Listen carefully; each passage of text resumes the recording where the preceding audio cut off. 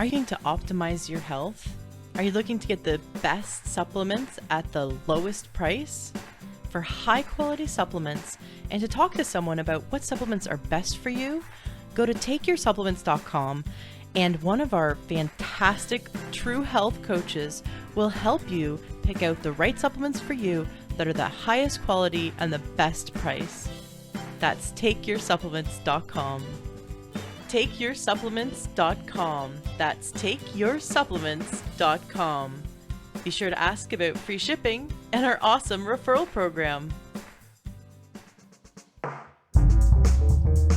Welcome to the Learn True Health podcast. I'm your host, Ashley James. This is episode 362.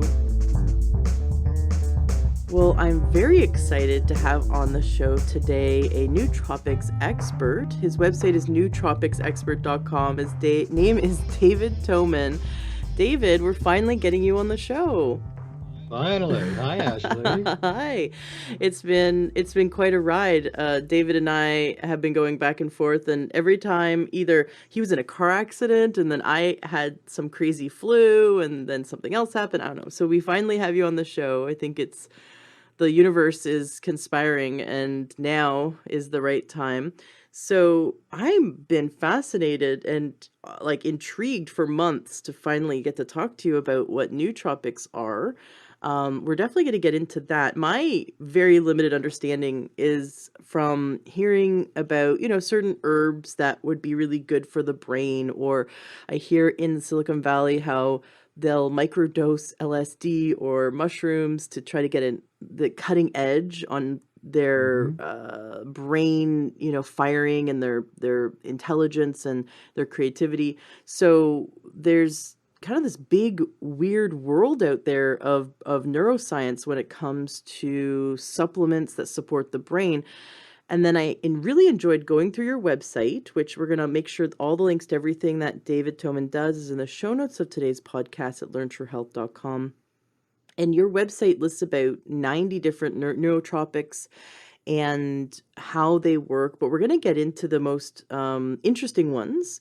Before we do, and I definitely want to dive into your story, can you define what nootropics are? Now, it's not spelt N-E-W, it's N-O-O tropic. So can you give us an understanding about what they are? And then I'd love to go into your story and learn why you became an expert in them. Okay. Well, just generally, like the 30,000-foot view, nootropics are a class of substances that improve brain function. That's kind of the big picture of it. But the term nootropic is relatively new. It was, there's a Romanian psychologist and chemist named Dr. Corneliu Gurgheu, who synthesized piracetam back in 1963. And he coined the term nootropic in 1972 after he invented this new class of substances. And the word nootropic is derived from the Greek nou for mind and trepen, to bend, so to bend the mind. And then Dr. Gurgheu went on to actually define what he thought a true nootropic is. And this is what he said. A nootropic enhances memory and the ability to learn. It assists brain function under disruptive conditions such as the lack of oxygen and extraconvulsive shock. It protects the brain from chemical and physical toxins like anticholinergic drugs and barbiturates. It increases natural cognitive processes, and it must be non-toxic to humans nor stimulate or depress the brain. That's officially what a nootropics is. Now, since then, people have been calling everything that affects the brain one way or another nootropic. And we make a distinction, a very strong distinction between nootropics and smart drugs. To my mind, nootropics are natural substances, sometimes synthetic, but mostly a synthetic made from a natural substance. It does not include things like it doesn't include things like Adderall or Ritalin or modafinil. or microdosing LSD, those aren't considered nootropics in my opinion. But you'll see headlines every week of somebody saying, referring to something like Ritalin as a nootropic, and it's not. I consider it a smart drug. A nootropic is something that you do not need a prescription from your doctor to buy. You can get it at Whole Foods, or you can get it at the vitamin shop or your local vitamin store, but you don't need a prescription. I really like that it is the distinction is that it actually protects the brain, and Yes. it doesn't stimulate. So we're not talking about caffeine. It doesn't stimulate or depress the brain. So it's not affecting the serotonin or the dopamine. It's not causing us to be, it's not causing that kind of shift in the chemistry of the brain. It protects the brain. It doesn't stimulate or depress, and it helps with memory and learning, even in adverse conditions. Well, a lot of these substances, though, do directly affect things like serotonin and dopamine and norepinephrine and epinephrine, and they help lower things like cortisol and stuff, because some of these things are actually the precursor to dopamine, or the precursor to serotonin, or the precursor to melatonin.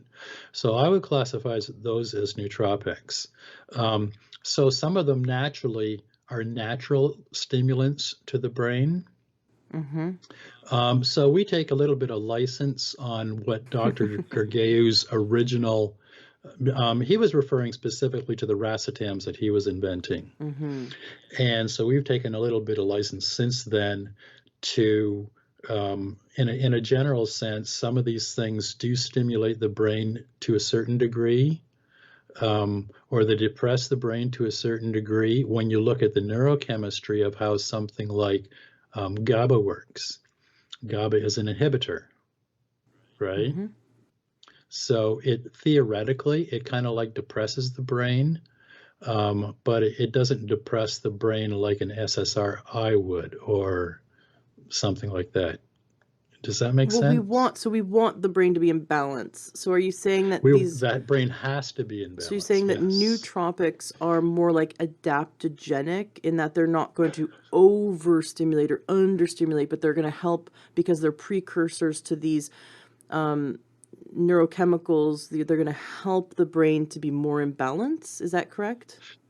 That's correct to a certain degree. Any one of these substances, you can use too much of it, or for somebody that shouldn't be using a particular substance, it could do something bad to their brain. So you've got to use intelligence and wisdom when it comes to using some of these things, or you could really, really mess yourself up. But the bottom line is that the fully optimized brain, the brain that's firing on all cylinders, has got to be in balance. I like that you brought up this warning. Since we can go to Whole Foods or the vitamin shop or wherever to buy these substances, people could be misusing them currently. Well, you could hurt. Yes. And that's the reason why I think I've reviewed 90 individual substances so far, somewhere around that, maybe a little bit more. And I include dosage recommendations, which are based on clinical studies and user experience. And often the dosages are different than what's on the bottle from the manufacturer. But it also includes side effects. And I tell people what types to buy too, because there's oftentimes different forms, like when it comes to extracts and stuff.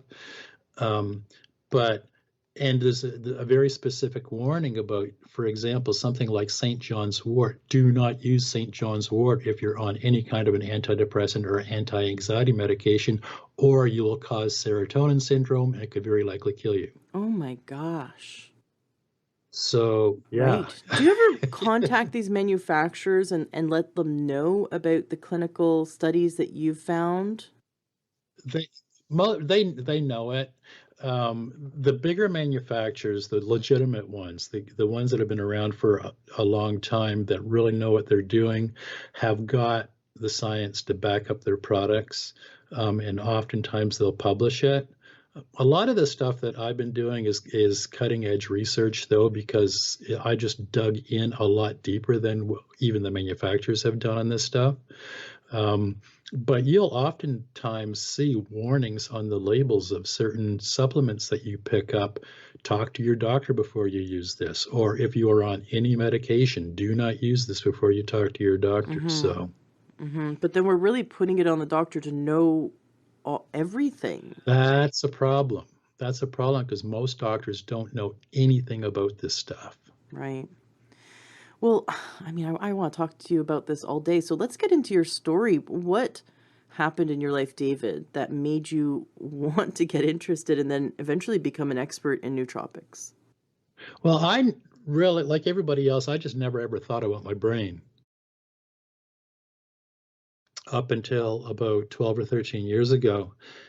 And I've been dealing with all of my adult, I've lived an interesting life. I've lived all over the world. I've helped run companies, but I always had a problem with focus. Every time I had a management review of whatever country I happened to be living in and what company I happened to be helped to run, I was fantastic as an executive, as a manager. I was great with people, but you got to learn how to focus. And so I bought the books, and I thought it was a moral failing that I couldn't focus. And then 13 years ago, I met this beautiful girl on North Miami Beach, and we ended up getting married. And within a year of us being together, she noticed what was going on, and she suggested that I see a psychiatrist that she really respected up in Palm Beach. And so I went in to see this guy, and he sat me down, and within 10 minutes, he says, "You're adult ADD and PTSD." And the PTSD part, it took me 10 years to figure out where that came from. But the adult ADD, he put me on Ritalin. And as soon as I started taking Ritalin, it was like somebody turned the lights on in my brain. Wow. It was like a miracle. And I went, oh, wow. But within a couple of years, I started growing tolerance to Ritalin, and it wasn't working as well. And I'm going, no, this ain't happening. This was working too well. So I started researching Ritalin to find out how it worked, and I found out that it was a dopamine reuptake inhibitor, which means that it blocks the dopamine transporters in your brain so that theoretically it provides more dopamine in your brain, which in the truly clinically ADD brain or ADHD brain, it helps your brain work better and you can focus better. So I figured, okay, I'm lacking in dopamine. So I discovered L-tyrosine. L-tyrosine is a precursor to dopamine. And I started taking that along with acetyl-L-carnitine, L-car, which helps in the synthesis of acetylcholine. Acetylcholine is necessary for brain cell signaling. And all of a sudden, I wasn't tolerant to Ritalin anymore. It started working again, and it was working fine. So every day I would take my Ritalin, and I would take L-tyrosine and acetyl-L-carnitine, and it kept on working. And then about 6 years ago or so, I got really, really, really sick. And my wife took me to the ER. She thought I was having a heart attack. And it turns out my heart was fine, but I was, for some reason, severely hypothyroid all of a sudden. And you've seen the symptoms of hypothyroidism. It's on a page. It's like 2 columns of symptoms. I had about 3/4 of those symptoms, and one of them was severe brain fog and memory loss. Oh my gosh. And like, Ashley, I mean complete memory loss. I lost my memory. It was so bad that I ended up seeing 2 different neurologists, and they tested me for Alzheimer's. And turns out it wasn't Alzheimer's and it wasn't dementia. They couldn't figure out what was wrong. And it was because I was hypothyroid and my thyroid had stopped working and producing thyroid hormones, which I understand now. But at the time, they couldn't help me, and I was desperate. I mean, my marriage was falling apart. We were broke because my business was failing.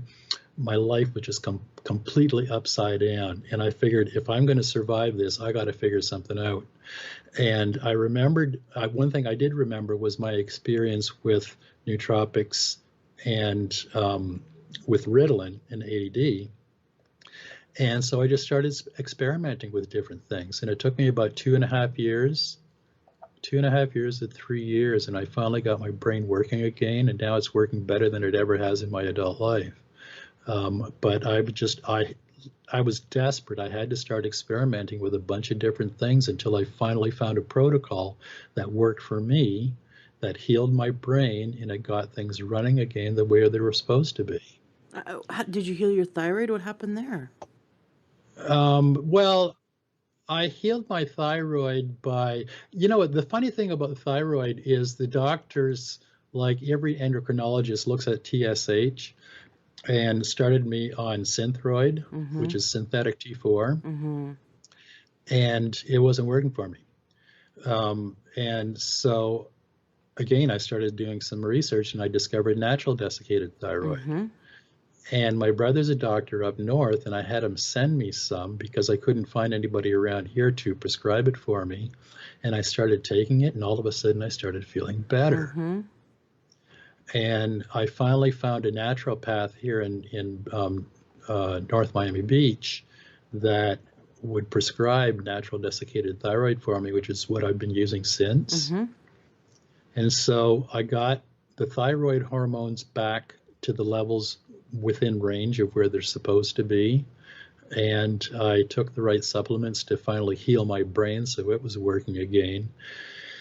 And then after I started feeling better, I decided to shift my marketing focus so that I was just working on one thing, and I started copywriting. And I started writing for natural health companies. And there was a guy in England who had a nootropic stack that he wanted me to write some advertorials for. And when I was researching, I wrote 5 advertorials for him and his company, which he thought he loved. He thought they were great. But what I discovered when I was researching for writing that sales copy was that there was the information for nootropics was scattered all over the place. There was no one central place that I could go to for information. There were no books on it. The last book that was published on this subject was 1992. And so I thought, the world needs an authority for nootropics. It needs one place for somebody that's got any kind of a problem with their brain to be able to go to, and that was the birth of Nootropics Expert. Awesome. Do you hearing your story, at first, right when you first told me about being rushed to the hospital, I thought, oh no, all the herbs he was taking caused his hypothyroidism. The only thing I was taking at that time was L-tyrosine and acetyl-L-carnitine. Right. Well, I just pulled up my phone because then the next thing I thought was, what about Ritalin? And it says that one of the side effects of long-term use of Ritalin can be hypothyroidism. Have you considered that maybe that's what caused your hypothyroidism to become so severe? I didn't. I didn't because I did an extensive amount of research on methylphenidate, which is the chemical term for Ritalin, and they've been using it since the 1950s. And I looked at tons of clinical studies, and it's of all the drugs used to treat ADD and ADHD, it's the safest one out there. And, it's neither here nor there. Even if it did cause hypothyroidism, that never occurred to me because it never came up it wasn't significant enough to come up in my research. Right. But it doesn't matter because I discovered that the only way that my brain can work is with that kind of help. Oh, absolutely. No, and if right. it needs that kind of help, it's my job to be able to support it so that it doesn't get me into any other kind of trouble. Right. No, I'm not questioning your past decisions. I think, my belief is if we can find something natural that Yeah. works even better than drugs, then awesome. Yep. But if we come Yep. up against something and drugs are a tool in our tool belt, Yeah. but they're a tool that does have because they're synthetic, they're a tool that Yep. can have a set of side effects. And so we need to just be Absolutely. really responsible and do our research. Dr. Klinghardt, who I interviewed, he's been an MD for 40 years and really interesting guy. I interviewed him, and he became a surgeon and an MD in a part of he received his training in a part of Germany where all doctors also become homeopaths and Yep. acupuncturists at the same time as becoming surgeons. So very different kind of training than we get here.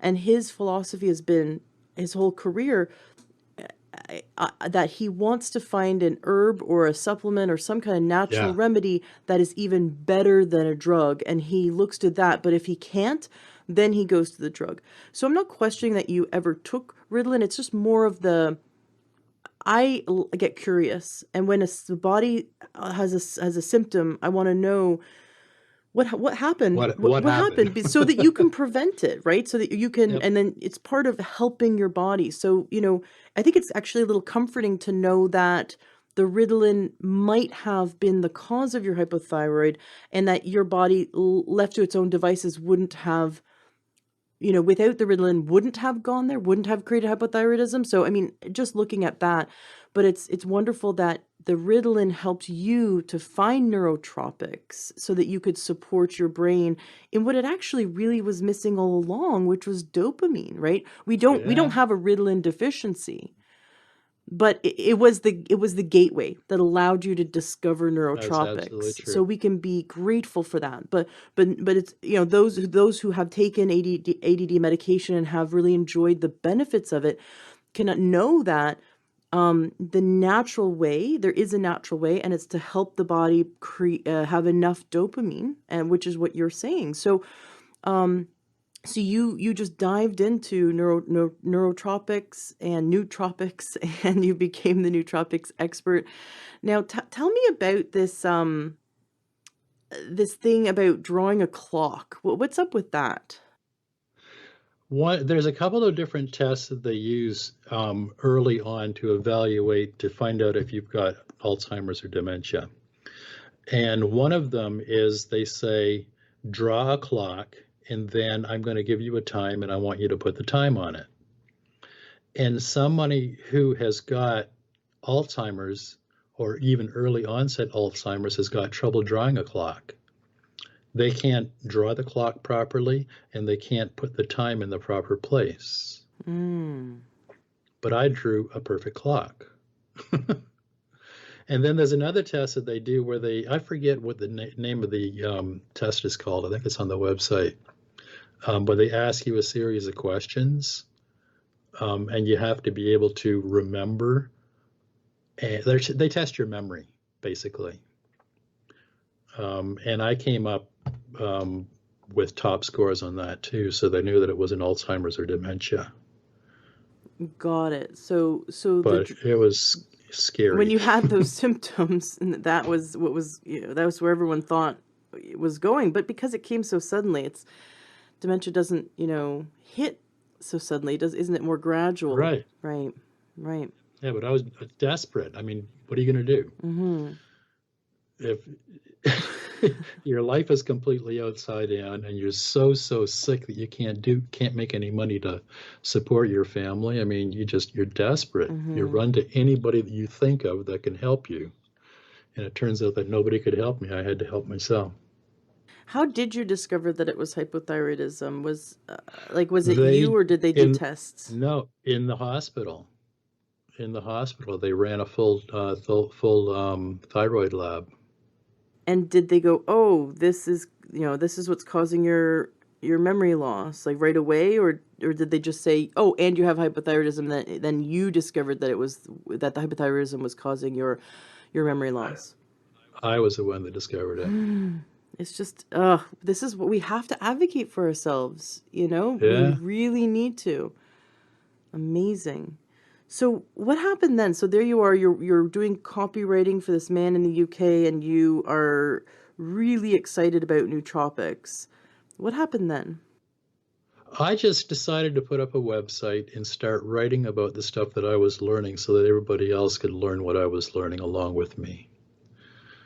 And I started Nootropics Expert, I don't know, it was about 3 years ago now, maybe a little over 3 years ago, 2016, I think, the dates on some of this stuff. I'm looking, I didn't realize it was that long when I look. And I just started writing. And I kept on writing for these companies and doing sales copy for them, but I kept on writing this. And one thing just led to another, and I've got a YouTube channel now with over 30,000 subscribers and a big email list, and I've got tens and tens and tens of thousands of people all over the world coming to Nootropics Expert for help. That's very cool. So what do you offer? Like, do you sell them, or like how do you make money with Nootropics Expert? Good question. I do. I'm an affiliate for some companies. For the guy that I was originally working for, I'm an affiliate for 2 of his lines of supplements. And then I'm an affiliate for other companies for stuff that he doesn't carry, like for CBD oil, and a couple of other things I can't remember right off the top of my head. So I have links on the website, and I get a commission when people buy through the website. And I do coaching now. People that can't figure this stuff out on their own, or people that can figure it out on their own, but they just want help tweaking whatever they're doing. I offer personal consulting for a half an hour or an hour via Skype or phone, depending on where they are in the world. And I have a book, Head First, that's been selling really well. I mentioned earlier that the last book on this subject was published in 1992. It's called Smart Drugs 2. That was the last book that was published on nootropics. Wow. Yeah, so I wrote a book, and it's almost 600 pages. And I've got doctors and naturopaths and nurses and holistic practitioners and all kinds of people, including just your average Joe on the street, buying Head First and using it as a guide to help fix whatever their problem is. Now, you'd mentioned that your marriage was really upside down during that time when you had the dementia and the thyroid. How is it now? You kind of, I'm left hanging. Have you? How are you guys now? It's better now than ever. We're more in love today than we were the day we got married. Did you sneak some kind of neurotropics in her orange juice every morning for? No, she can't. She's allergic to this stuff. Oh, that's funny. I give her a choline supplement and she just goes crazy. So. Nope. That's interesting. I've actually had allergic reactions to some adaptogenic herbs. They make my heart race. And so, yeah, we've got to, we have to tread with caution.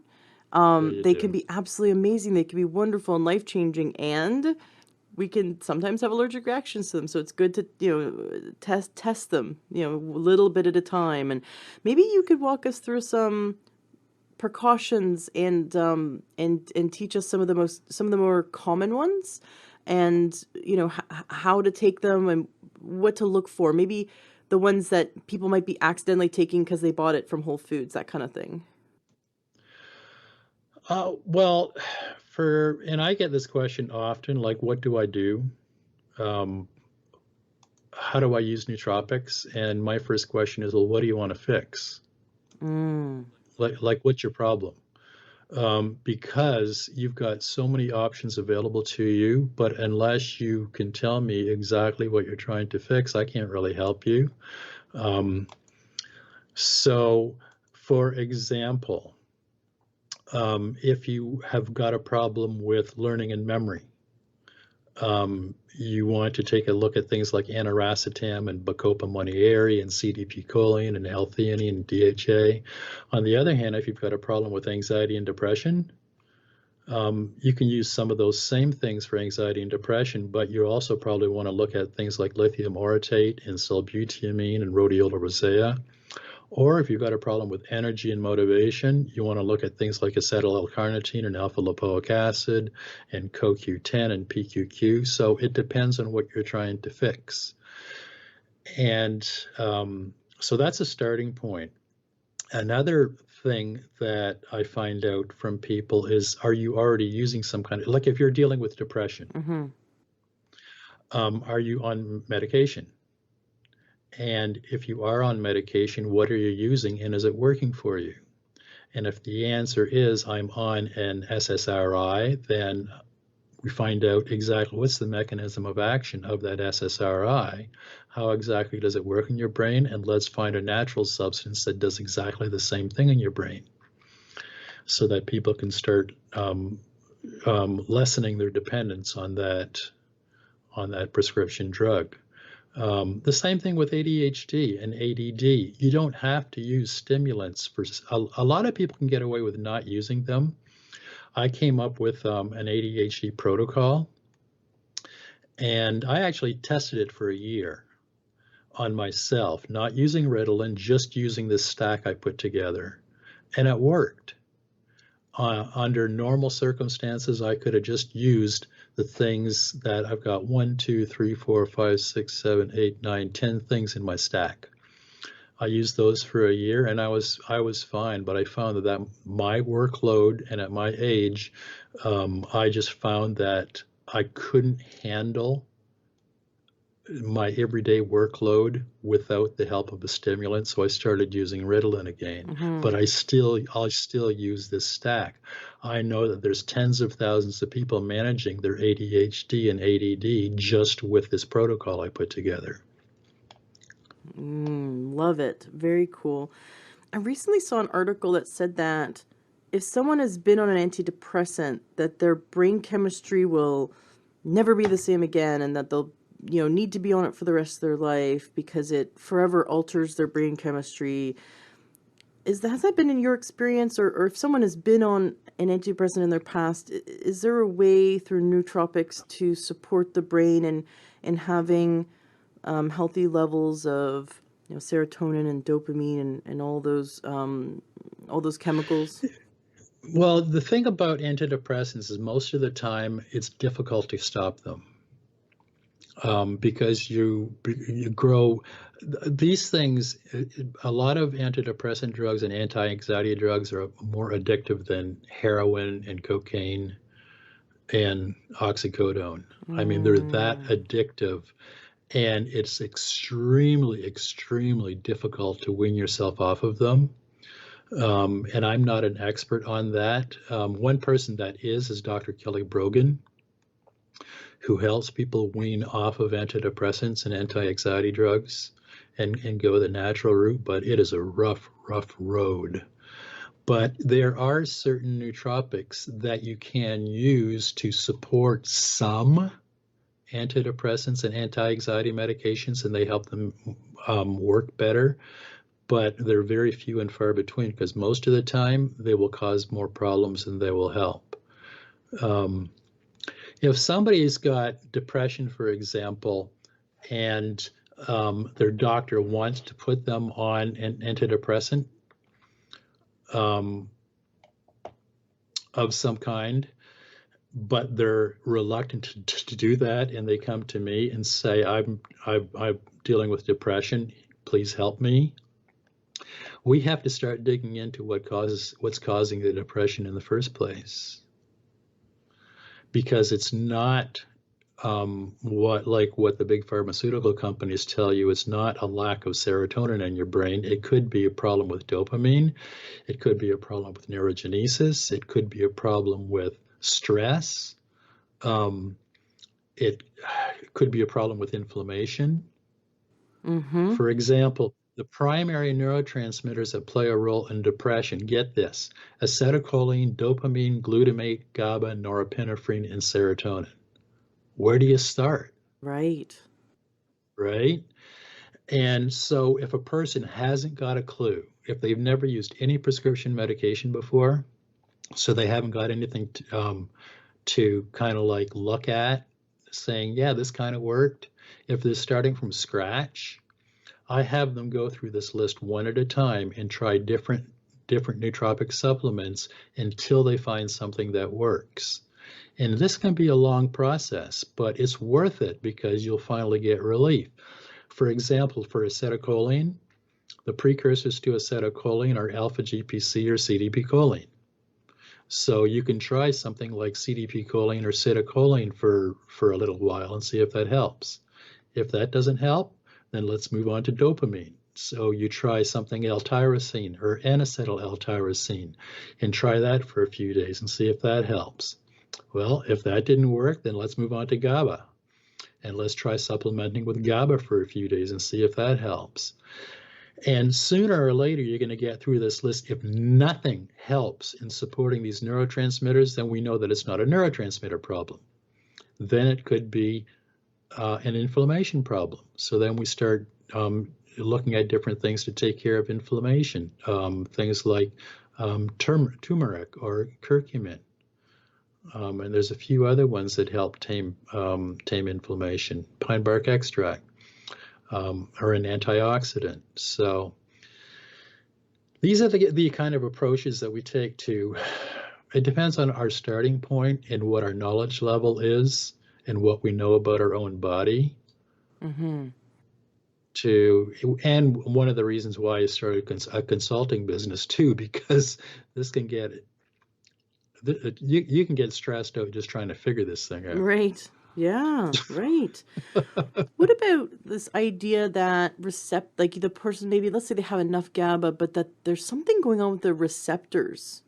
Yep. How do we resensitize the receptors to uptake the GABA or the serotonin or the dopamine? There's some nootropics that help repair receptors and help in neurogenesis. Aniracetam, for example, which is one of the racetams that I use every day, and it's one of my favorites. It helps heal dopamine 2 and dopamine 3 receptors. Pine bark extract helps heal receptors, and it helps with neurogenesis, and it helps with cerebral blood flow. So those are just two examples of if somebody is looking for this kind of information, they just go to Nootropics Expert and type into the search bar synapses and see what turns up. You mentioned or receptors and see what turns up. You mentioned blood flow, and that's really interesting because they're finding that dementia is basically caused by the vascular flow being cut off, and they're saying that there's plaque, but a lot of doctors in the holistic space are saying that it's basically dysregulated blood sugar over many years.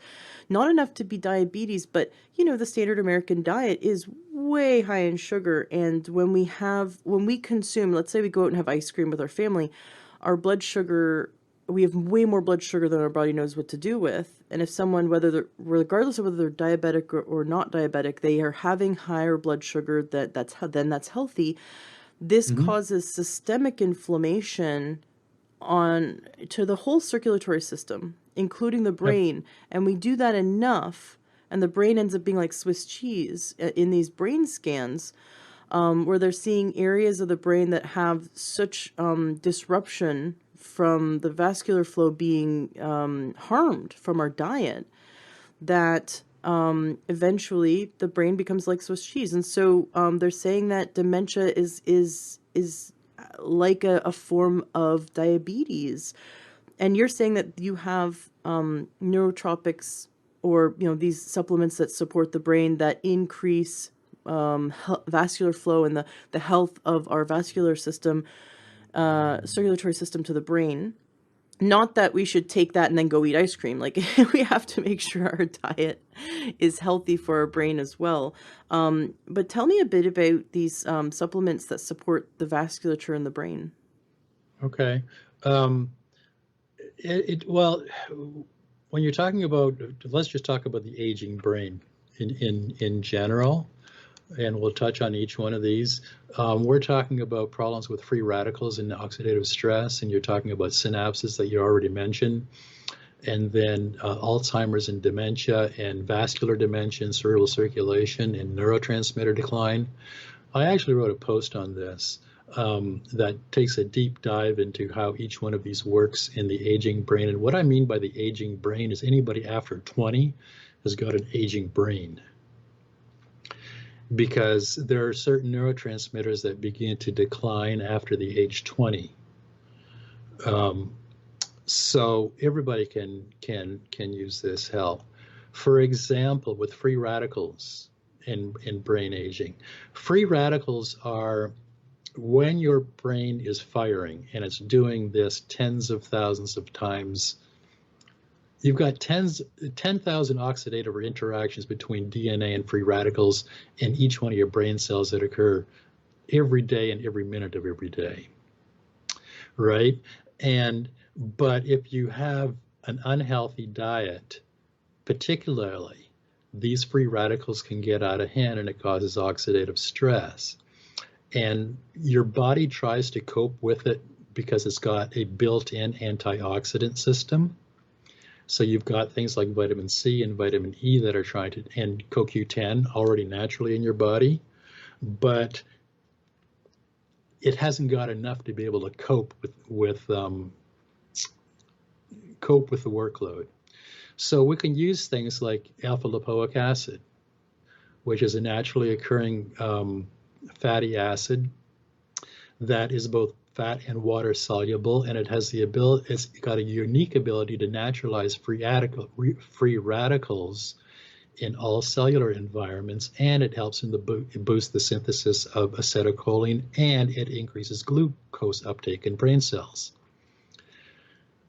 It also helps regenerate other depleted antioxidants like vitamin C and E and glutathione, and it recycles CoQ10 that's already in your body, and it helps get rid of heavy metals. So you can start supplementing with alpha lipoic acid. CoQ10 is a natural antioxidant that's synthesized in every single cell in your body and your brain, and it helps produce adenosine triphosphate, which is the fuel that your mitochondria use for in your brain cells. Mm-hmm. So we just supplement with extra CoQ10 to help support what's already going on in our mitochondria. Creatine. People think of creatine that people in athletic circles use creatine to help them, but it's an essential amino acid that's synthesized in your liver that is your body uses to recharge adenosine triphosphate to fuel mitochondria. So we can add creatine to our diet, creatine that we're not already getting from food that boosts cellular metabolism and helps protect neurons from damage caused by toxins.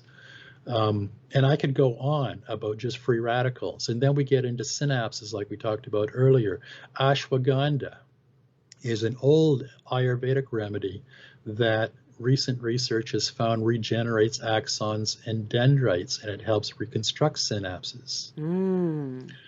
Artichoke extract is a natural PDE4 inhibitor, which supports the CAMP, which is a secondary messenger.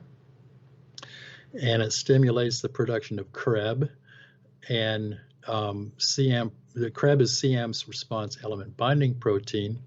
It's needed. It's the protein needed for new neuron synthesis and synapse growth, and it increases long-term potentiation, which is needed for encoding long-term memories. Berberine. Berberine is an amazing supplement. It enhances synaptic plasticity. It reduces the aggregation of amyloid B protein that leads to Alzheimer's, and it helps reduce tau, the protein tau, which is associated with Alzheimer's, and it works as an antioxidant. And I use it because my naturopath says I'm insulin resistant. It works as well as metformin, but it doesn't have the side effects. So I use berberine. So that's synapses. And then For cerebral circulation, if you want to get more blood flow moving in your brain, I find the two most effective supplements are one, pine bark extract. Pine bark extract is used primarily in nootropic circles to increase cerebral blood flow, but we've also found that it's a very, very potent antioxidant and anti-inflammatory. And the other one that I love is vinpocetine, which is a semi-synthetic derivative of the lesser periwinkle plant, and I use that every day. And Can you I say it can again? actually vinpocetine. Vinpocetine. Yeah. And sorry, it's a semi-synthetic. Can you explain what that means? It's derived from the lesser periwinkle plant in the lab. It's an alkaloid that's derived from the lesser periwinkle plant. It's used as a prescription drug in a lot of countries, but here you can still get it as a supplement. And I use it just to increase blood flow. It's amazing when it comes to increasing blood flow. In the countries that it's a drug, what is it prescribed for? Blood flow. It's prescribed for things like Alzheimer's. Interesting. And stroke patients. Really cool. So you must have a protocol for those who are recovering from stroke. Kind of like what we just talked about. Because a stroke wreaks havoc on your brain. And one of the problems with stroke is that your antioxidant system cannot keep up with the oxidative damage that's been going on. So some of the stuff that we just talked about in blood, a dozen other supplements that I've got in this same list, somebody that's dealing with stroke, I had encouraged them to put together at least a half a dozen of these and start taking them right away. I also, I've written about post-traumatic stress disorder and traumatic brain injury, and treating traumatic brain injury is treating traumatic brain injury is like treating stroke, right? Because traumatic brain injury causes the same kind of problems in the brain. And you're dealing with axon injury, and you're dealing with problems with cerebral circulation, and you're dealing with glutamate overload, and you're dealing with glucose and mitochondria getting out of whack, and you're dealing with NMDA receptors that are not working properly. And then I've got a list of about 12 supplements for dealing with concussion or traumatic brain injury. So, and I actually wrote this particular post after one of the hurricanes, because a lot of people that survive a hurricane or any kind of a natural disaster like that are dealing with post-traumatic or dealing with PTSD, and they don't even realize it. Or traumatic brain injury, or they get knocked in the head by something. Absolutely. And concussions are so common, and there's no treatment for them. They just say stay awake and go home and rest, but don't fall asleep, and that's it. That's just not true. That's not true. That you can do real things to help your brain, but there's no prescription drugs that I know of that can help heal your brain. But you can use things like creatine and DHA, which is an omega-3, and green tea, and N-acetyl-L-cysteine, or NAC, resveratrol, turmeric, the B vitamins. All of these things can help you recover from that kind of brain injury. What about helping the body heal, like open motor neuron lesion or spinal cord injury? I have a friend in the hospital right now who had an operation from a stenosis, and now they're paralyzed, and the doctor believes that they will regain. It'll probably take 4 years, but they'll regain the ability to walk again.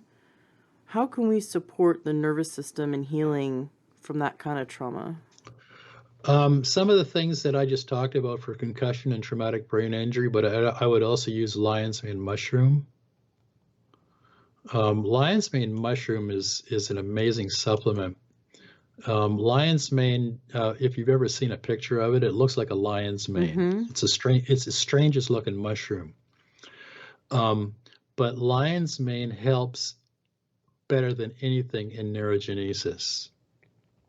And there was one study done I think this study was done in Malaysia, where they used lab rats, and they were mean to these rats. They crushed their gluteal nerves so they couldn't walk,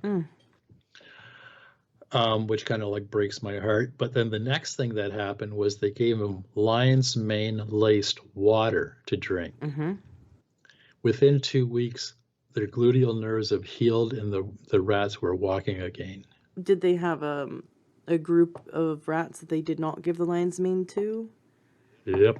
And were they able to walk again? No, they weren't. They were permanently crippled. Amazing.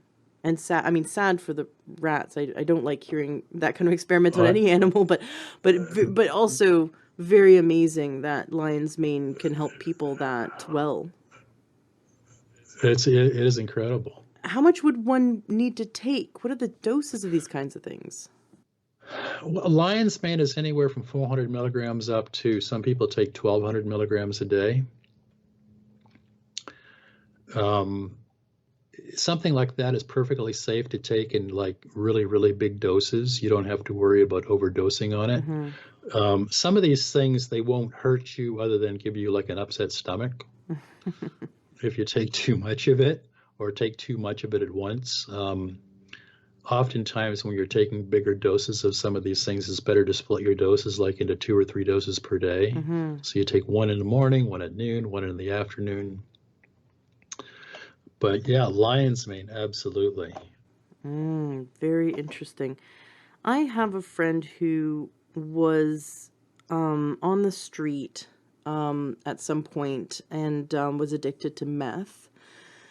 And she has since recovered, but she says that it's as if there's no happiness in her life. There's just in her brain, right? And the only way to get back to normal, right? Just to get back to just feeling just how you and I would just feel on an average day, that level of happiness would take meth.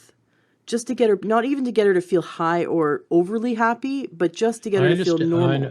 I understand. You're dealing with a traumatic brain injury. You really are. Now, I'm no doctor. I don't even play one on TV, but it just seems it's common sense to me that the same things that work for somebody with a concussion or traumatic brain injury, somebody that in that kind of a situation, I would encourage them to use the same types of supplements. But the thing is that you can't, there's no one pill solution. Mm-hmm. There just isn't. We've been conditioned to think that there's a one pill solution, but there's not. It's going to take at least a half a dozen supplements and taking it for a long time until you start feeling some relief. Because the brain, how long did it take to damage the brain? It took years. So fortunately, it doesn't take years to help the brain recover. You can do it in a few months, but you've got to be diligent and stick to it and religiously take this stuff every single day until you start feeling some relief. Mm-hmm. What about addiction? What about like someone who's addicted, like alcohol or maybe even food addiction or porn addiction? Is there a protocol that helps people to balance their brain so they don't have that compulsion or that addiction? There's not really a protocol, and I haven't looked into it that deeply, but there are a couple of supplements that I have reviewed that I remember seeing either anecdotal evidence or clinical studies showing that people were not as prone to addiction when they were using it. And I cannot remember off the top of my head what they were. It could be, God, you know what, Ashley, I just don't remember what they are, but I know that they exist. It's not a miracle cure by any Mm-hmm. stretch, and it's not going to make you stop drinking like by taking it. Right. But it reduces the tendency to want to do that. I'm thinking that possibly Mucuna pruriens, L-Dopa may be one of them. Okay.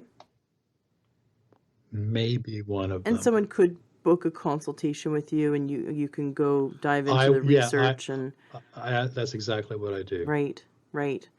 What about 5-HTP? Is that a nootropic? I consider it a nootropic, but you got to be super careful with it Why is that? because people take too high of a dose and get themselves into trouble. Mm. You got to understand the serotonin pathway. It goes L-tryptophan to 5-HTP to serotonin to melatonin. So somebody is they're depressed and they feel like they need to boost serotonin. The first thing they do is they grab 5-HTP and they do 500 milligrams of HTP, and they overdose, which is an overdose. And they feel like crap the next day and they don't know what went wrong. It's a lot safer to do something like L-tryptophan Mm-hmm. and take 500 milligrams or 750 milligrams before you go to sleep, and you'll feel better the next day. 5-HTP, you dose like 25 milligrams at a time. But you can't find a 25 milligram 5-HTP supplement. The lowest dosage that I've been able to find is 100 milligrams. Right. Yeah. Right? So what you do is, what I do is, because I use so much to boost dopamine, I have to keep serotonin in balance. Mm-hmm. I use L-tryptophan before I go to sleep, but during the day, I also use 5-HTP, but I get a 100 milligram lozenge, and I use a pill splitter, and I cut it in quarters. And when I feel like my serotonin is a little bit out of whack compared to dopamine, I just put 25 milligrams under my tongue. How do you know? How does one know? You just feel it. Well, how do you feel like, so someone who's never distinguished what serotonin versus dopamine feels, like what are the symptoms of like too much serotonin versus too little? I can tell you more about too much dopamine than serotonin. Too much dopamine is because dopamine turns into norepinephrine, turns into epinephrine, which is your fight or flight hormone. You get like really irritable and sharp with people and antsy, and that dopamine is your dopamine system is out of whack. Too much serotonin is you feel sick. But it's unlike a sick that I can describe because it's unlike anything else I've ever felt. It just feels really weird. I can't even describe the feeling, Ashley. It's I know that feeling. So how do you bring dopamine down then if you have too much of it? If you're finding that you're boost serotonin, antsy and boost irritable. serotonin. Okay, so if you're boost serotonin. Dopamine and serotonin play off of each other. Got it. They have to be in balance. So dopamine is too high, you suppress serotonin. If serotonin is too high, you depress dopamine. So if you're antsy, irritable, and kind of short-tempered with people, then take some L-tryptophan at night and see if that does the job. If taking it at night, does that then help boost serotonin all day long the next day? It does, and it helps you sleep because it eventually turns into melatonin. Mm-hmm. And is that a supplement that someone can take over the counter? Yes. It's still available? L-tryptophan is readily available. Okay, great. I don't know. I heard something about it being taken off the counter, but maybe I know. I heard that too, and I have no idea where people got that information from. Right? But it's a naturally occurring amino acid in turkey. Yeah. There was a problem. Oh, I know. I looked into this one time when somebody else mentioned that. There was a problem with one particular Oh, manufacturer of right. L-tryptophan, Right. and they were putting out like an adulterated supplement or something, Mm-hmm. or this. I don't remember exactly what the story was, but it was a bad batch, Mm-hmm. and it made headlines, and it was taken off the market, and everybody said L-tryptophan has been taken off the market. That's not true. It was taken off the market from this one particular manufacturer because they had a bad batch that went out. Okay. And that happened years ago. Yeah, a And long time ago. people are still talking about it. It's amazing. Right. Let's bust that myth. It's available. We can get it. You don't need to eat a turkey to get your L-tryptophan. I got the last one I got I got it on Amazon. Interesting. Um, I mean, really buyer beware in the supplement space. Are there, I know that you're an affiliate of some brands that you like. Are there, do you have any advice for watching out for, like, what kind of company shouldn't one buy from? That's a really good question. I wrote a post called 7 Tips for Choosing the Highest Quality Nootropic Supplements. And the first thing and I kind of like went through I went through how I think about this. The first thing I'm going to look for is brand names. And by brand names, I don't mean like Walgreens or CVS or GNC or Target. That's not what I mean by brand names. By brand names, I mean like Gaia Herbs or Doctor's Best or Nature's Way or Irwin Naturals or those kinds of brand names. That's the first thing that I look at.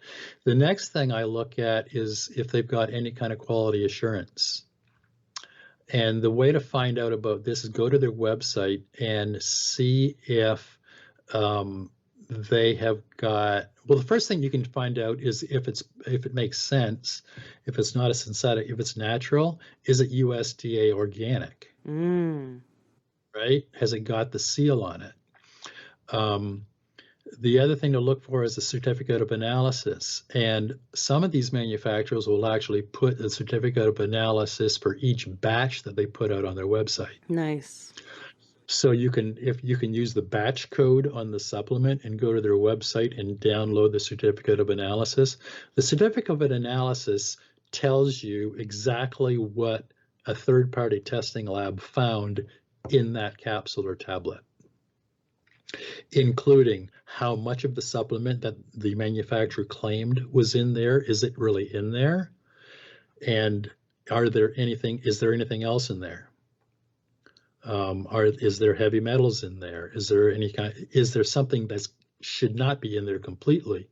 I think a couple of years ago, the New York Attorney General sent letters to places like Target and Walgreens and GNC and some other big retailers that had private label supplements on the shelf, that they had tested the supplements for things like ginkgo biloba and rhodiola and found there was nothing in the capsule but wheatgrass. Right? So that's why I say do not buy private label from any of these retailers unless they can prove what's in their capsule or tablet. Right. The other thing to look for is there is the U.S. Pharmacopoeia. And if it's USP verified, that can be good and bad. That can be good because somebody has went into that facility and tested their products and verified that what's in the capsule or tablet is really in there, and they have the USP stamp of approval on it. Where this does not help is when it comes to things like vitamins and minerals, because you don't really want a USP Pharmacopoeia stamp of approval on vitamins and minerals, because the minerals are ground up rock and something that your body can't use. NSF International is an independent nonprofit organization that provides certification for dietary supplements, so you can look for their seal. Labdoor is an independent company who buys products off of retail shelves and online and then they test them for active ingredients and potential contaminants and publish it on their website. And Consumer Lab has got a similar kind of deal. It's an independent subscription-based service that tests dietary supplements to see what's in the capsule or tablet. But a word of caution about Consumer Lab, because the company doesn't disclose the brand names of supplements that fail their testing. Ew. If the manufacturer has paid them their $4,000 yearly fee. Ew. So basically, what they publish is safe, but if they don't publish anything, then then it might not be safe. Right. Yeah. I don't completely trust Consumer Lab. Well, if you can pay them off to have them not be a whistleblower about you, then yeah, I think I agree. The other thing to look for is therapeutic dosages. The thing is that there is no therapeutic dosage. So if somebody says in their advertising or on the label that this has got a therapeutic dosage in it, for individual dietary supplements, there is no established therapeutic dosage. There's the dosage that we found through clinical studies and actual user experience to find out what works. Mm-hmm. Right. So just ignore therapeutic dosage. It's not true. Right. The other thing to look for, and this is extremely important, is other ingredients. If you take a look at the back of a bottle, a supplement bottle, on the bottom of the list of ingredients, there is a thing called other ingredients. And under other ingredients are things to help increase shelf life. There's to bind tablets together, to improve consistency, to improve moisture resistance, to help stabilize ingredients, to add bulk, like to fill a capsule, and to add color and flavor. All stuff that you don't really need, right? Some of this stuff can be really bad for you. Cellulose is a binding or a thickening agent that you'll see on a lot of supplements. And it's cellulose. It doesn't do anything. It's not good for you. It's not bad for you. It just shouldn't be in there. Magnesium stearate or vegetable stearate or stearic acid is a flow agent. Or a lubricant that speeds up the manufacturing process, right? So it stops the ingredients from sticking to the mechanical equipment. And it's also added to tablets to make it easier to swallow. The problem with magnesium stearate is it suppresses your natural killer T cells. Ew, no. And you see magnesium stearate you see it in a lot of supplements, even big brand names that you would otherwise trust. Titanium dioxide is a pigment used to color, to provide color. The problem with titanium dioxide is that it leads to mitochondrial dysfunction. It damages astrocyte cells, which leaves them unable to absorb glutamate. It induces potent oxidative stress and mitochondrial damage in glial cells. Silica is an anti-clumping agent that stops ingredients from sticking to mechanical equipment that you see in a lot of supplements. Probably the safest one that you'll see in there is rice flour. Is used as a filler.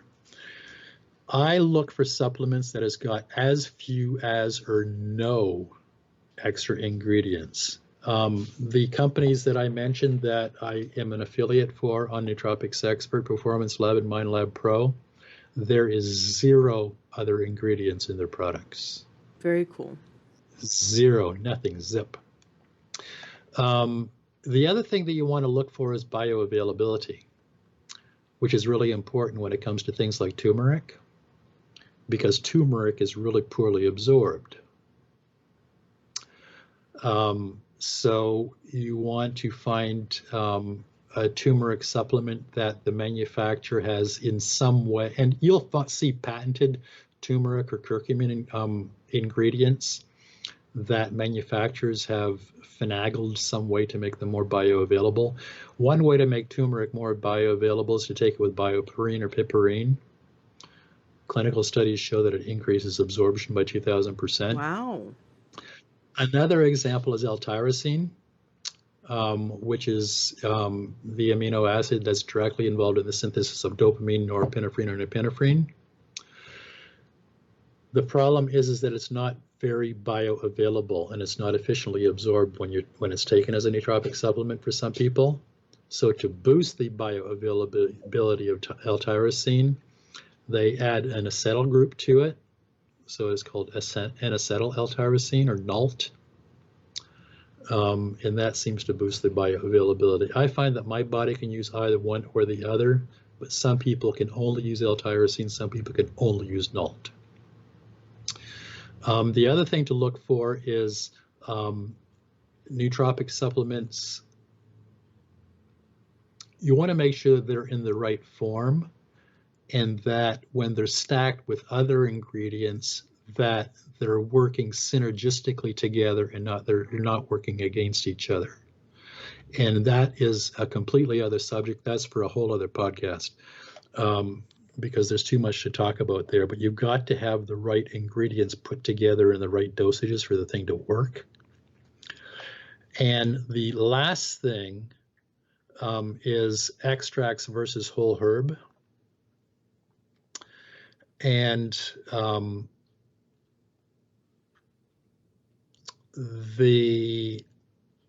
sometimes an extract will work better than a whole herb. Lion's mane mushroom, for example, some people will argue that the whole fruit works better than an extract. But there's other products where the extract, like an extract of turmeric, like curcumin, for example, that works better for some things. So just beware of that. One particular supplement could be more effective if it's an extract, and another supplement could be more effective if you're using the whole herb. Mm-hmm. So that's it. I got a little checklist, and I kind of like do this automatically when I'm looking. Brand name, quality, which includes country of origin and certificate of analysis, or certified organic. Certification, which includes certificate of analysis, bioavailability, other ingredients, and extracts. I go through that in my head before I choose something. Very good. There was thorough.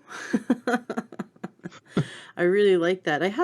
Because there's so much garbage out there. Oh yeah, totally.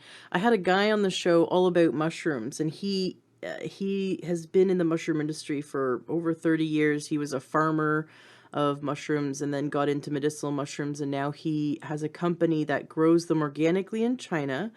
And he talked about how most mushrooms, and he talks about the difference between myceliated mushroom and the actual whole mushroom. Myceliated means that the farmer here, let's say in the United States, and it's, you get this lion's mane supplement, and you're all excited because it says grown organically in the United States, and you think, excellent, what's grown in the United States must be better than what's grown in China. And you take it and nothing happens because it's myceliated, which means that they took a bunch of rice and then they put lion's mane to grow in it as like a mushroom, and the lion's mane made little sort of mushroom roots, the mycelia, and then they took that entire batch, including all mostly rice, and ground it up and popped it into a capsule. And then they say, there's some rice in there for whatever filler. I don't even know if they have to declare that the rice is there because it's part of the farming practice. Right. But that it's 90% rice and only 10% lion's mane. And you take 2 a day thinking you're getting, 2 full capsules of lion's mane, and when you're not. And he has a little experiment. He says, go get some iodine, which, you can just go to the drugstore, I bet, and buy some iodine drops. Yep. And take 1 or 2 capsules of your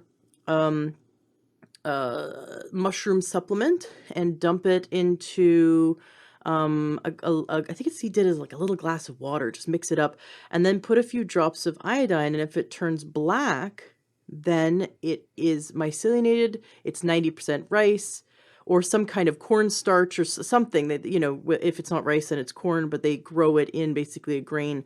And so your mushroom supplement is not pure if the water turns black, because iodine reacts to the starch. What color does it turn if it's real mushroom? So I think it's just, it doesn't react. It's just iodine color, because What a great iodine idea. turns black when exposed to starch. So you could take cornstarch and put iodine in it. It's going to turn like a really dark color. It's going to change color. They used to call it black porridge in Russia. Uh-huh. Iodine in potato starch, and anyway, that's a whole other story. There's a supplement company that I just started working with that came over from Kazakhstan. Uh-huh. That based all of their research off of this guy in Russia who ended up in the gulag and saved the entire gulag from dying of dysentery with black porridge. And it was iodine and potato starch. Very interesting. Yeah, so then it would have, been turned black, exactly. So that's what happens. So you can use iodine to basically test the purity of your mushroom supplement. But just to complement your story or your elaborate checklist of what to go through when looking for quality, and it's not necessarily where a supplement is created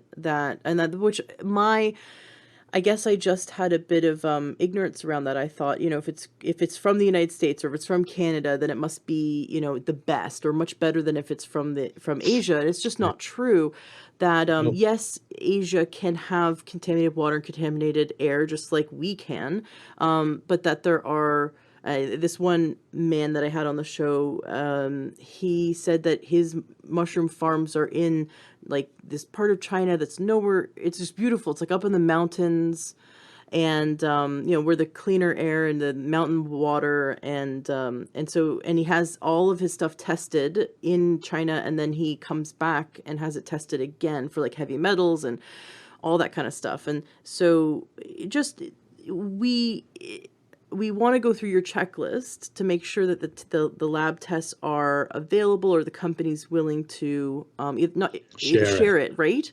Yeah. And that it's of that batch, just not of like any batch, and that they're comfortable with things like being certified organic and having third-party lab tests, to prove that they're safe. And so we just want to be diligent when going through these supplements. I really like your tip on taking 750 milligrams of L-tryptophan at night. If someone feels that their serotonin might be low. My naturopath put me on serotonin because I was noticing that I eat a really clean diet, and I was noticing that, and what I mean by really clean is no processed sugar, no junk food, plant-based, and I was having these cravings at night, and I was feeling sort of a little bit down. I would not say depressed by any means, but just like a little bit low. And she thought, this might be serotonin. I also told her that I take melatonin at night to fall asleep. And so she gave me 100 milligrams of 5-HTP to take in the morning. And so I started doing digging into all the studies, and I saw that there were studies where they did 500 milligrams in short term. So I think it was like 2 or 4 week, increments. Mm-hmm. And that the people that they did it with were people who were obese and had cravings, and that those people, after taking 500 milligrams a day of 5-HTP, would naturally just didn't want to consume as much carbohydrates, and so they lost weight.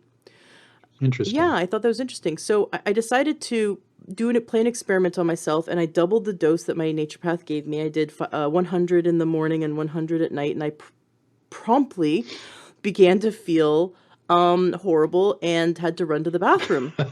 It actually gave me like 3 days of diarrhea, and that's the only change I did. And so, of course, I love experimenting on self. So I did this experiment a few times just to prove that, yes,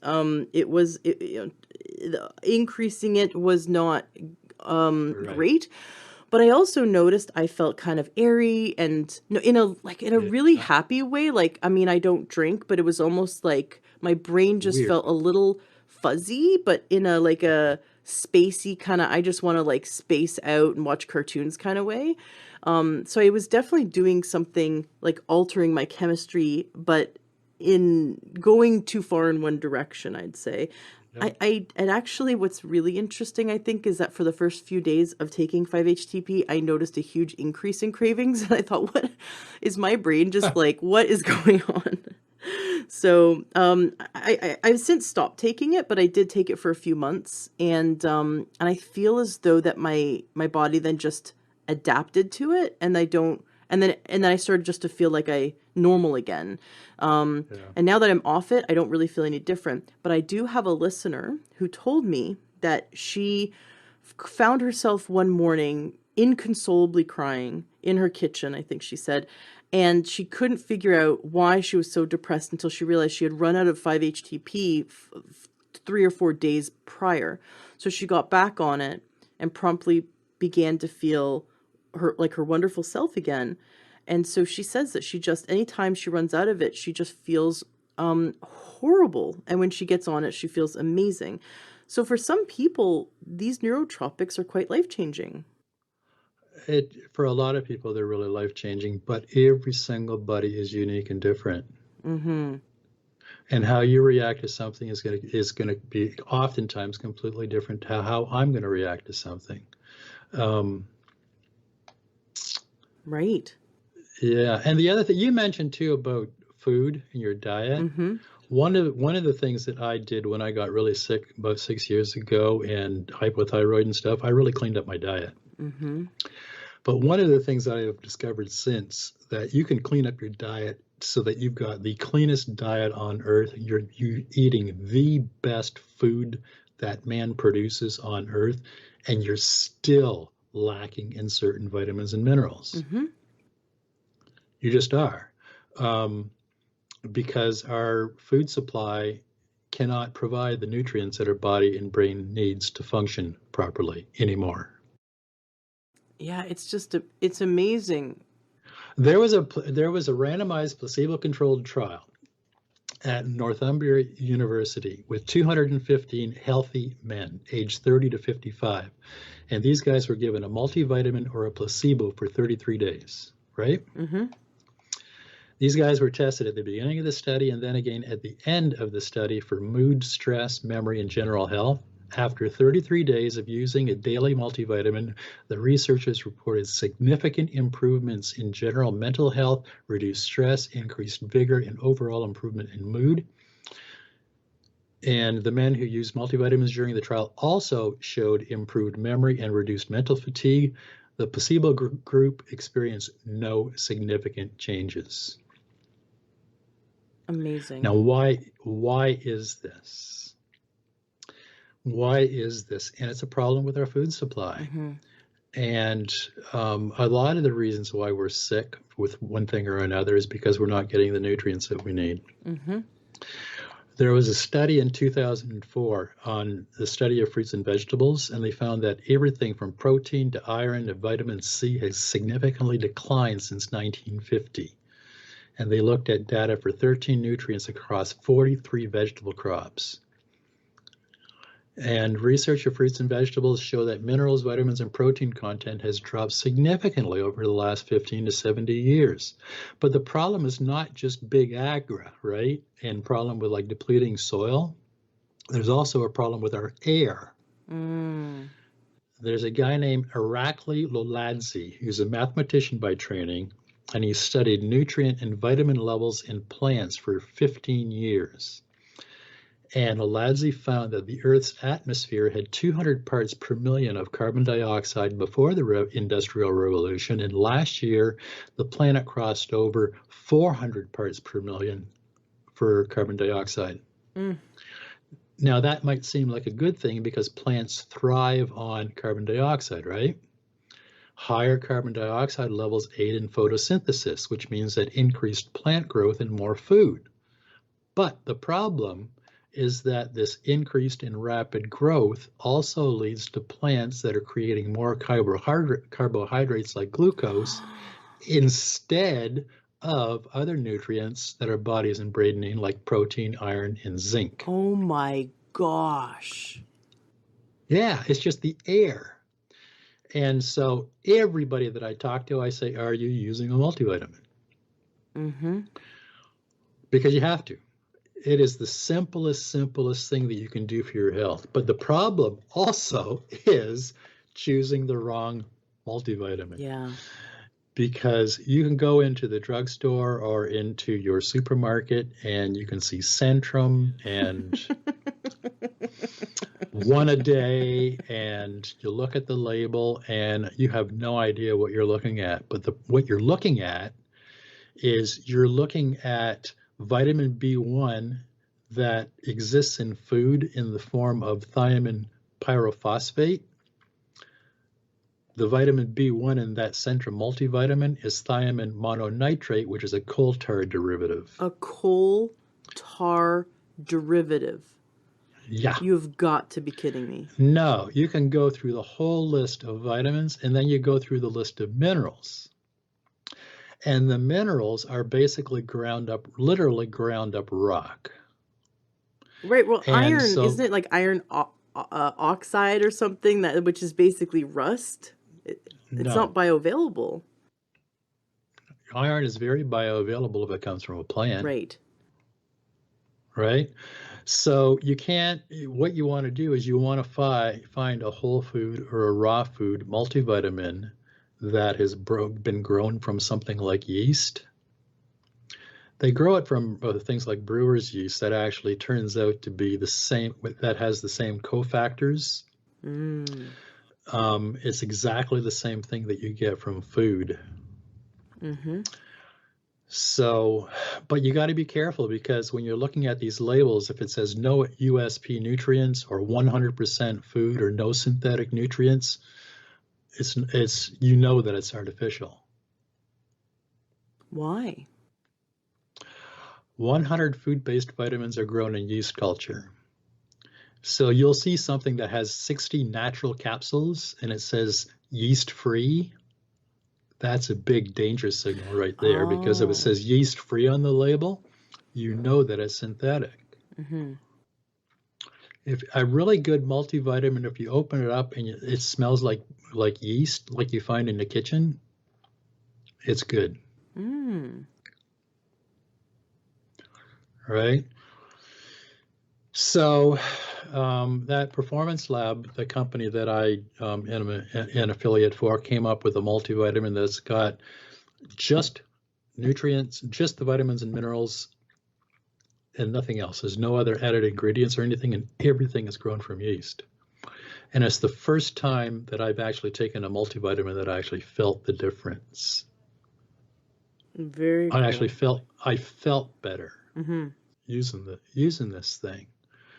And so I wrote an article about this, and I've got pictures of labels in this post about what you typically find on these multivitamins, and it's just scary.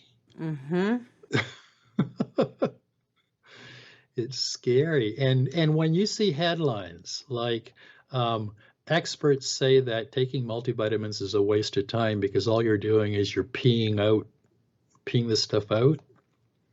Well, yeah, it's true. You're peeing it out because it's inorganic and your body isn't using it.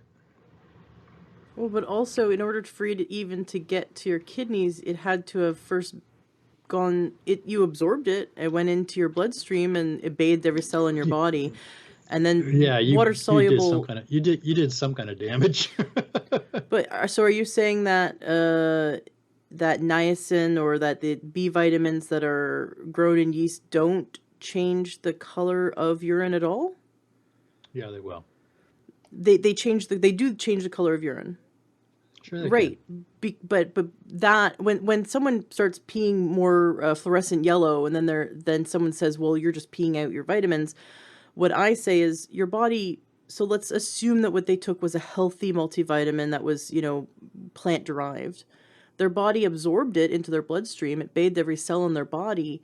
Their cells were able to utilize it. And then because they're water soluble, the kidneys immediately start to remove any excess, but at least it got to every cell in the body. And usually what happens, between 2 and 4 weeks of taking a really good, like you said, a really good quality multivitamin, that the color of their urine will go back to normal, also presuming that they're drinking enough water, because the body then becomes better at utilizing all the nutrients Sure. that it's being given.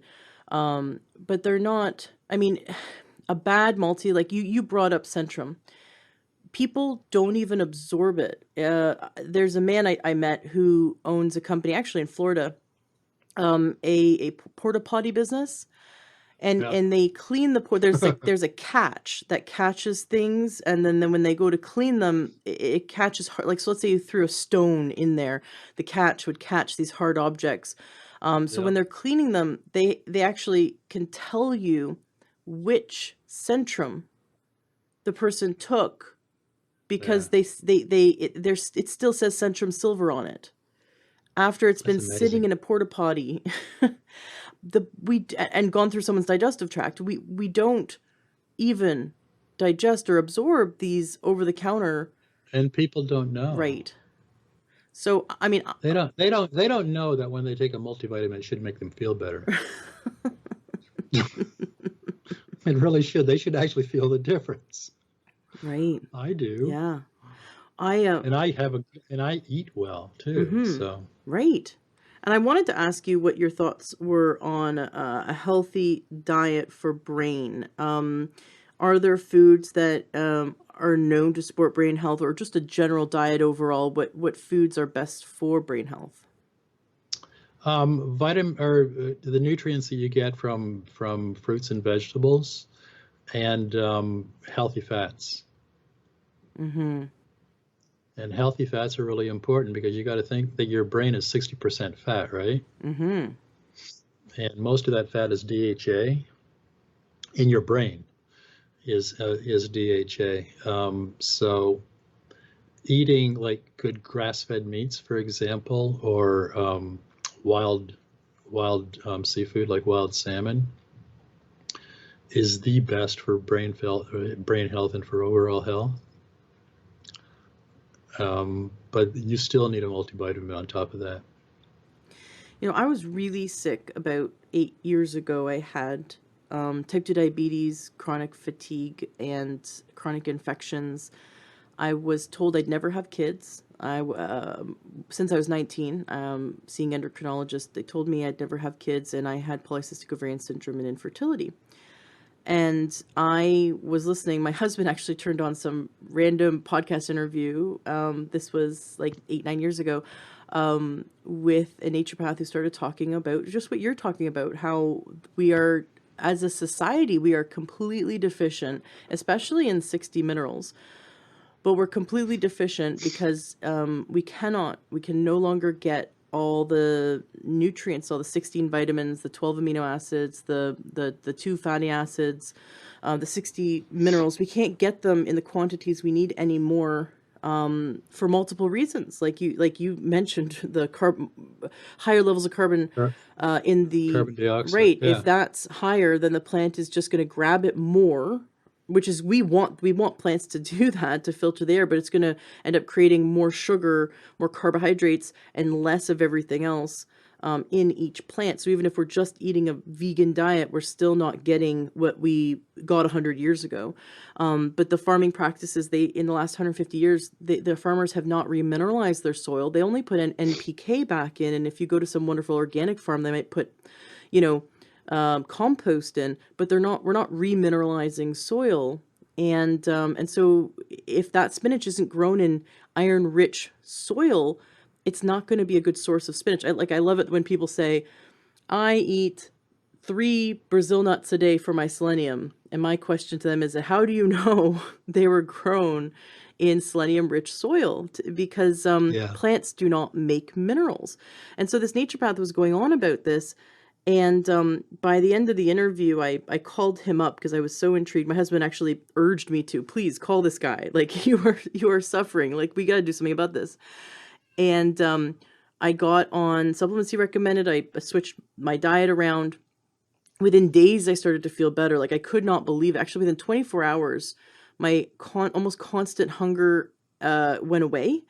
And because I had just these horrible blood sugar swings, within 5 days, I started having, my energy came back. It's like I got my brain back. And within 3 months, I was no longer diabetic. My chronic adrenal fatigue subsided. It took us just a few years, but we conceived naturally without doing anything else other than cleaning up our diet and taking supplements. And we conceived, Isn't that amazing? yeah, and we have a healthy, wonderful 4-year-old boy. And none of this would have been possible had it not been for hearing an HMAT to say the things you're saying today, which is we need these nutrients. Now, maybe someone's motivation is they want nootropics because they are, they need to be sharper at work, or they're sick of being tired and unmotivated or depressed or whatever's going on, or they want to prevent dementia because it's in their family history. So these are all great motivations to explore nootropics.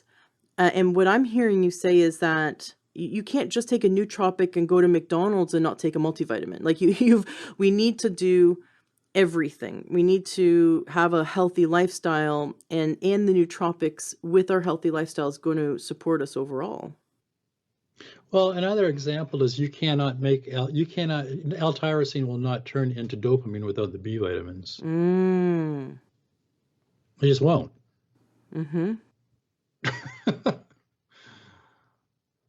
Right. So it's cofactors. The body needs everything. Yeah. So yeah, we got to do it. So cleaning up the diet. Now you mentioned some foods that were really good. What foods are really bad for brain health? Processed food. Processed food, because the junk in processed food and the way it's processed just causes so much inflammation that things start breaking down in your brain and in your body. Right. Yeah, this one naturopath says that oil in a bottle, any kind of oil, so any kind of cooking oil, don't do it. That it damages the circulatory system. He says don't eat nitrates or nitrites, which are in a lot of deli meats. Now you can get like Applegate, it has like organic, no nitrates or nitrites. But nitrates and nitrates, and this naturopath was a pathologist before he became a naturopath, so he had a intimate understanding of how this stuff works, that nitrates and nitrates will cross the blood-brain barrier and damage it and get clogged there, and that they also will clog the kidneys and further exacerbate kidney damage. He takes people who are on dialysis and gets them off of these processed foods and off of deli meats, and of course gets them on a multivitamin and minerals, but that their kidney function improves greatly, and even to the point of getting off of dialysis, but that they can seriously damage their kidneys by eating like bacon, for example, or deli meats with nitrates and nitrites. And I thought that was fascinating. And then he also talks about foods that are burnt and fried cause heterocyclic amines, which again cause that oxidative damage to the circulatory system of the brain. So inflammation in the brain, like you talked about. But yeah, pretty much if we avoid processed foods, we're avoiding all the foods that he warns people against. If we lived a lifestyle to make our brain healthy, then everything else seems to fall in place, doesn't it? That's the reason why I called my book Head First. Because if you take care of your head first, then other things seem to fall into place. I love it. Do you have any stories of success of people after publishing your book and people reading it and applying everything you teach to their life? Do you have any stories of success that are memorable that you'd like to share?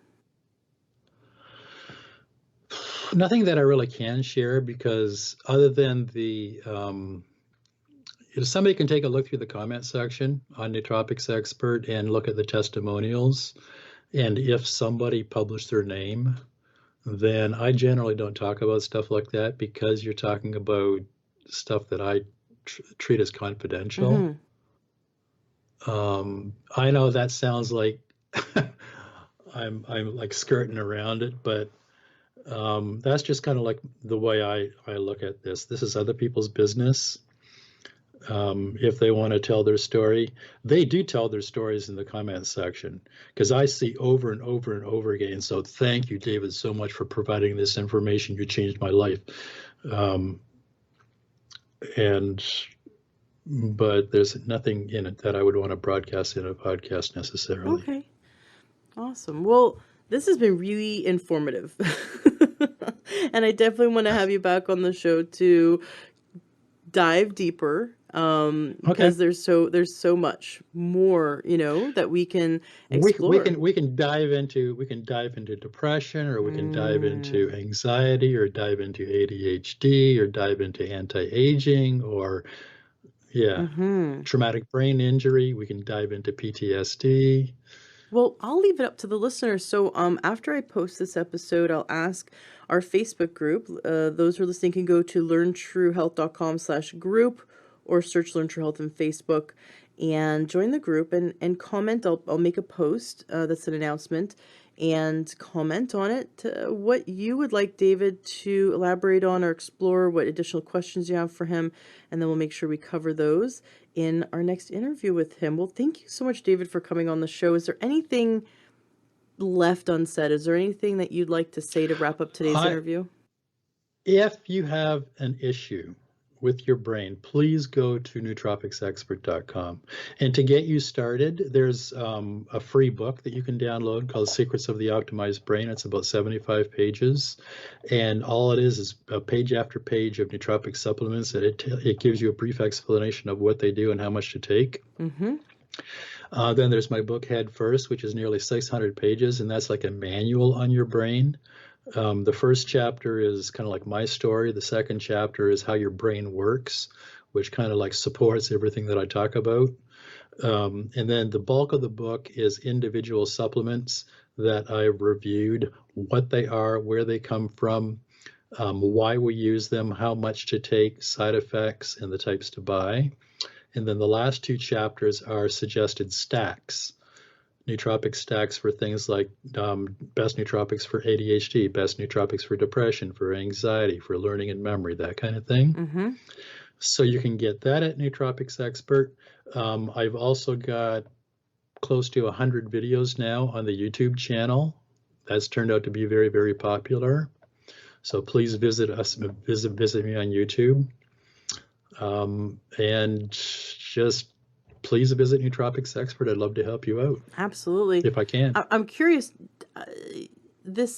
so far it sounds like everything's for adults. Do you have any information for children or teenagers? Is the dosing different, or have you looked into sort of the pediatric application, especially? I'm starting to take a deep dive into the pediatric thing for a client in India. Mm-hmm.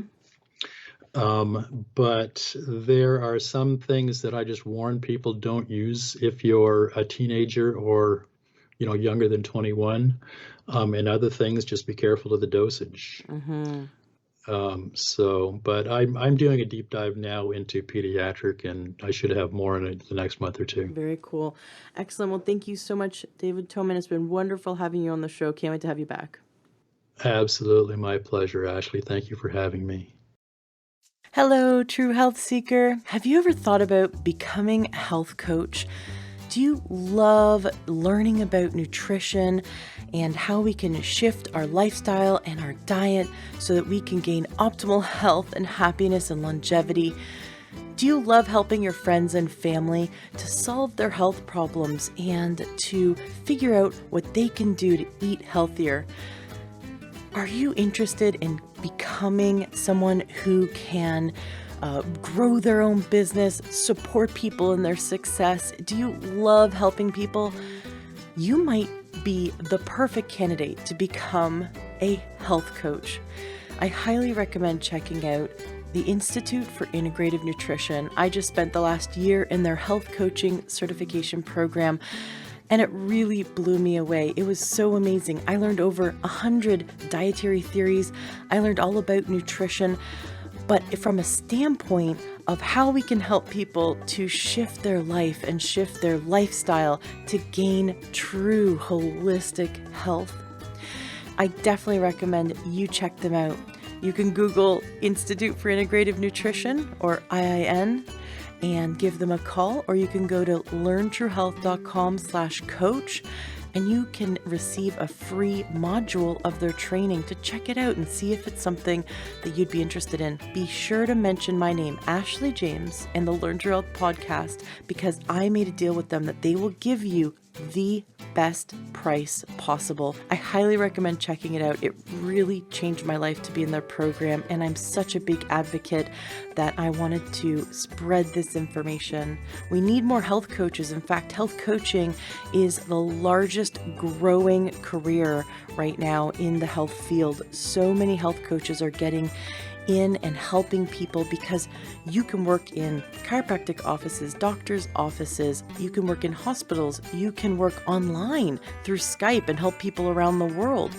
You can become an author. You can go into the school system and help your local schools shift their programs to help children be healthier.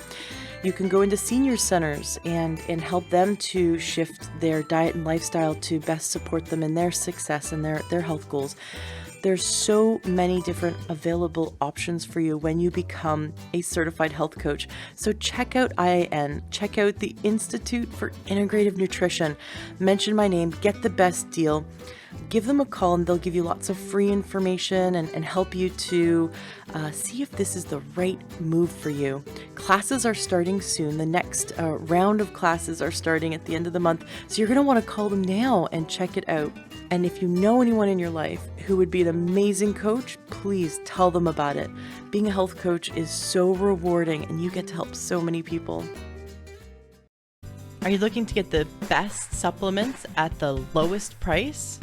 For high quality supplements and to talk to someone about what supplements are best for you, go to takeyoursupplements.com and one of our fantastic True Health coaches will help you pick out the right supplements for you that are the highest quality and the best price.